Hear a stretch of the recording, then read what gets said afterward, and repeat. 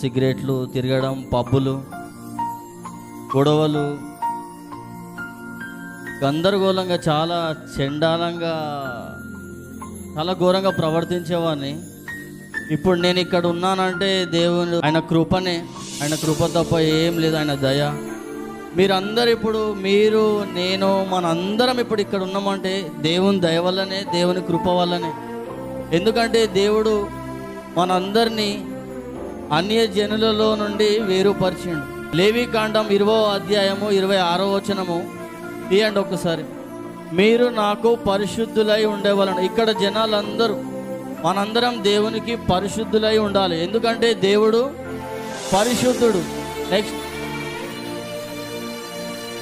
మన యేసయ్య పరిశుద్ధుడు. మన యేసయ్య అంతటి వాడిలా మనం ఉండాలంటే ఆయనని అనుసరించి జీవించాలి. సాధ్యం అవుతుందా? కానీ దేవునికి సమస్తము సాధ్యం. నెక్స్ట్, మనందరము ఆయన పిల్లలు అవ్వడానికి అన్య జనులలో నుండి వేరుపరిచిండు. చదవండి అక్క. అసలు దేవుడు అన్య జనులలో నుండి మనల్ని వేరుపరచకపోతే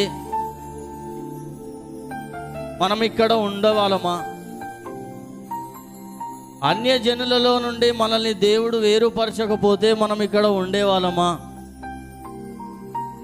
ఉండేవాళ్ళం కాదు.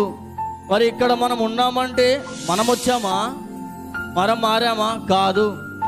దేవుడు ఏమంటుండో విన్నారు కదా, అన్య జనులలో నుండి దేవుడే మనల్ని వేరుపరిచిండు. ఆయన తట్టు తీసుకున్నాడు, అట్లా నన్ను తీసుకున్నాడు. నేను ఒక తాగుడుకు బానిస అయిపోయి ఘోరమైన పరిస్థితిలో తిరుగుతుండగా ఒక గుంతలో పడిపోయిన, ఆ గుంతలో మొత్తం రాడ్లు, సీకులు. ఎవ్వరు రాలే. అప్పుడు నైట్ 2 అవుతుంది. ఎవరు వస్తారు? ఎవ్వరు రారు. కానీ నా కోసం దేవుడు అయితే వచ్చిండు. అప్పుడు దేవుడు ఒక మనిషి రూపంలో వచ్చిండు. నన్ను కాపాడి రక్షించి బెడ్ మీద పడుకోబెట్టి మీ అందరి ముంగడ ఇప్పుడు నన్ను సజీవంగా బ్రతికించుండు. దేవునికి ఒక్కసారి స్తోత్రం చెప్తామా? స్తోత్రం, హల్లెలూయా.